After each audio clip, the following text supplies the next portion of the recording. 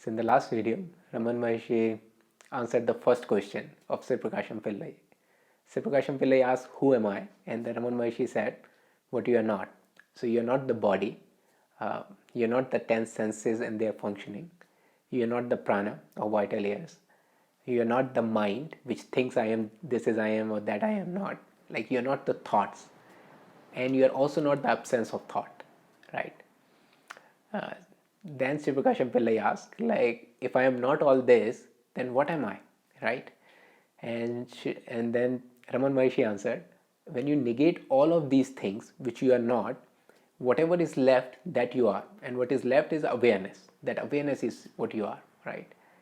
Then the Sivaprakasam Pillai is asking the next question. He says, then what is the nature of this awareness? What is the nature of this self, right? And Raman Maharshi answered that question now. And he says, the nature of the self is, in Hindi it's called Satchit Anand, which is translated as existential consciousness and bliss, right? So that is the nature of this awareness, right? And let's unpack this. So let's see what he's saying. These are the properties of the awareness, right? Sat. The first property is Sat, existential. It is also translated as truth or eternal, existential, these kind of words, right? Sat. So this is the first quality of the awareness, that it is actually existential. It is not an impermanent experience, right? It is something which actually exists and which has a substance, right? Very interesting. So most of the experiences that we are having in terms of the form, they are not existential. They doesn't have their own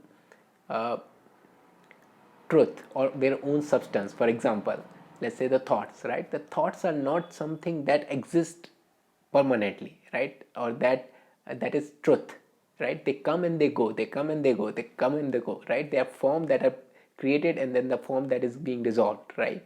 So in that sense, it is not an existential thing in itself, right? Same thing with the body, right? The body is changing, keep changing its form. It was something else, now it is something else, now it is something else, then it will degrade, all these things, right? So it is not that kind of a substantial, it doesn't have a substance of itself, right? We can say things like, for example, earth element is substantial. The earth element is not changing, right? It was there and then it is turned into this and then it is turned into something else. So that is consistent. So that has a substance, but these forms doesn't have substance, right? This form of the body is not substantial. It's not truth, right? It is just the transient phenomena, same as thoughts, right? They just keep changing into transforming in something else and transforming into something else, right? But he says the awareness is not like this. The awareness is existential. Awareness has a substance of its own, right? Awareness does not change like that. Awareness is consistent, right? And to be honest, if we look into ourselves, our identity has that property. We see ourselves someone who is existential, right? We see ourselves somebody who is eternal in a sense, right? We don't see ourselves a transient phenomena, right? We don't see ourselves like we are constantly changing, right? Deep inside we have this sense that we are we are permanent, right? We are whatever we are, but we are continuous. There is this continuity of awareness there, right? So he's pointing out there first. He says the first quality of awareness is this sat, this existentialness, this substance that it is, right? It is not a transient phenomena like body, mind, or anything else, right? It actually exists, right? Very interesting. So the first property of awareness is it is existential. Then he says the second property is it's conscious, right? It is knowing things. It has a quality of knowing. Other property does not have that. Your thought doesn't know things, right? It is just coming and going, but it doesn't have this quality of knowing, right? Same thing with the body, right? Body doesn't have a quality of knowing, right? The body can there are different sensation, but the awareness or the deeper aspect of the self is experiencing them, but the body does not experience anything, right? The body is more it creates these sensation, but it doesn't have this substance of awareness, right? For example, when our self is detached from the body, Body can create whatever sensation it is creating. Sensation is even there in the stone also, right? But there is not this quality of knowing there, right? So this quality of knowing is the quality of awareness. So the first thing, it is existential, it actually exists and it knows things, right? That is the awareness. And the last quality is very interesting. He says the quality of awareness is bliss, right? What an interesting property, what an interesting argument, right? That your basic self nature, right? The basic nature, just like the basic nature of the awareness is knowing, right? The consciousness, it is aware of things. The same way the basic nature of awareness is bliss, is happiness, right? It's the very basic quality of the awareness. And that is a very interesting argument, right? Because we are trying to look for the happiness in different things, right? Like for example, healthy body feels healthy, nice, right? It the experience is nice, right? Same way, certain kind of thought patterns and emotion feels nice, certain kind of thought pattern and emotion doesn't feel nice, right?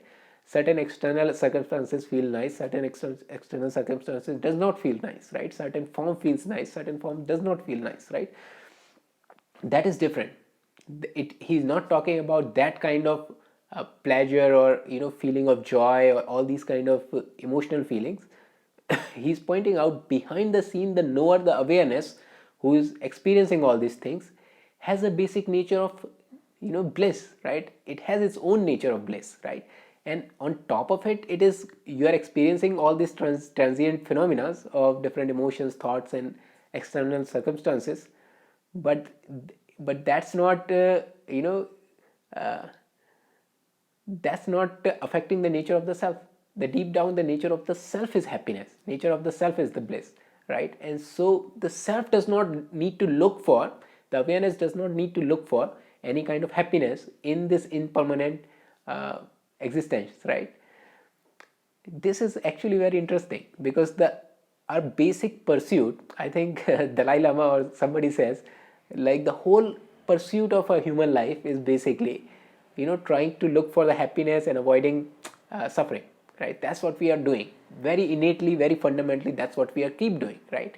We are trying to do it using finding the meaning in the life, or trying to do something nice, or trying to go after the pleasures, or something that we are trying to do to make ourselves feel happy, or make ourselves feel satisfied, or things like that, right? But the Raman Maharshi is saying that the very basic quality of the self itself is bliss, right? You don't need to do anything to be happy. You just need to realize yourself, and you need to get established in the self, and that itself is happy. You cannot, your basic nature is happy, what you are looking for, right? It's that kind of argument. So that's a very interesting quality. That's a very interesting way to put it. We don't see it that way, right? That much we can see, that we are aware and we are conscious, but we don't see that nature of the consciousness itself is a bliss, right? So that cuts through a lot of struggle in the life, that you're trying to be happy. Of course, engage in the world in a more positive manner. Of course, it is better to have like more positive state of mind as compared to negative state of mind, but deep inside,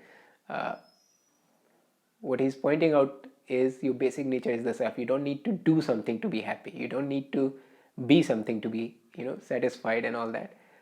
You can express and you can engage in the right way, but deep down your nature is bliss, right?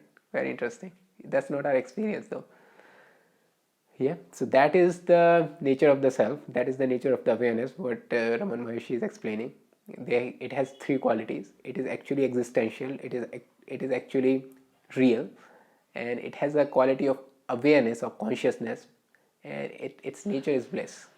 Yeah. Then Sivaprakasam Pillai is asking, how do I realize this self, right? See how direct these questions are. How do I realize this self? And we'll see that in the next video.